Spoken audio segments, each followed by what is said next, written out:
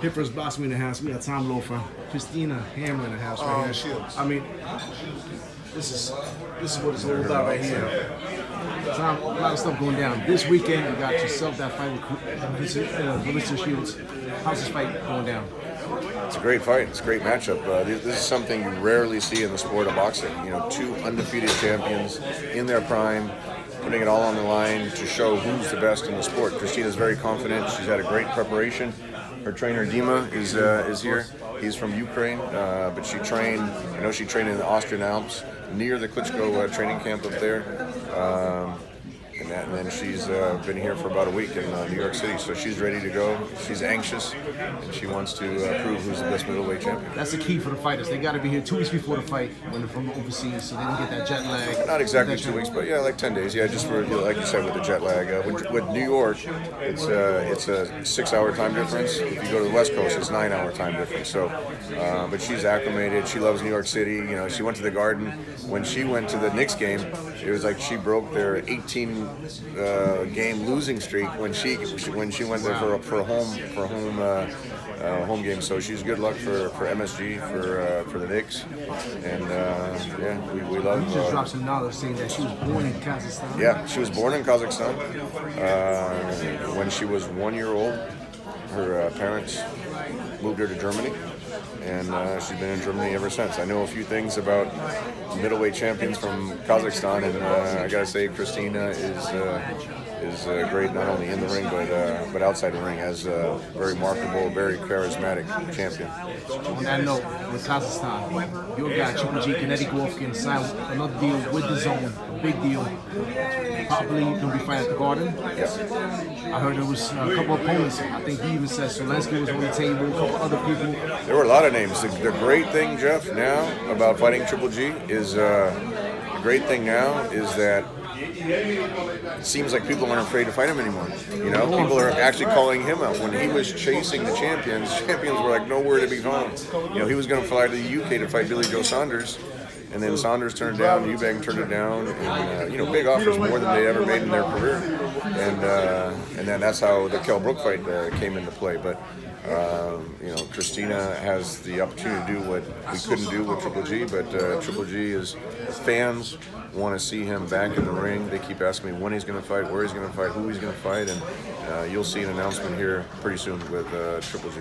You said there was a proposal out to Zelensky's team for him to fight Zelensky. Oh yeah, with even Zelensky, when I heard he wasn't available for Andrade, I reached out to his manager directly, and plus he had put out there on social media that he was ready to fight, he wanted to fight, and so that's what brought it to my attention. But the promoter said that he wouldn't be ready till the end of June.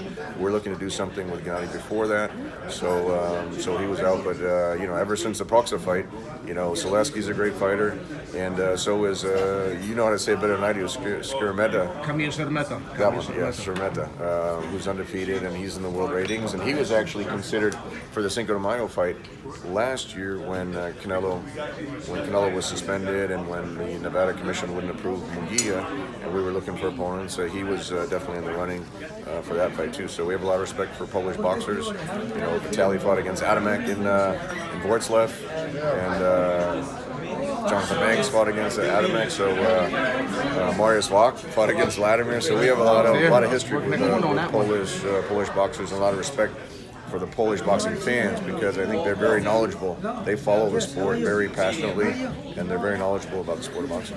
Now, when you just said Klitschko, that's another fighter they talking about might be coming into the Zone. I mean, is that a possibility? Well, I know there's lots of offers out there. I wouldn't say he's making a comeback. That's 100% his decision. I know a lot of people want to see him come. You know, want to see him back in the ring. I'd love to see him back in the ring.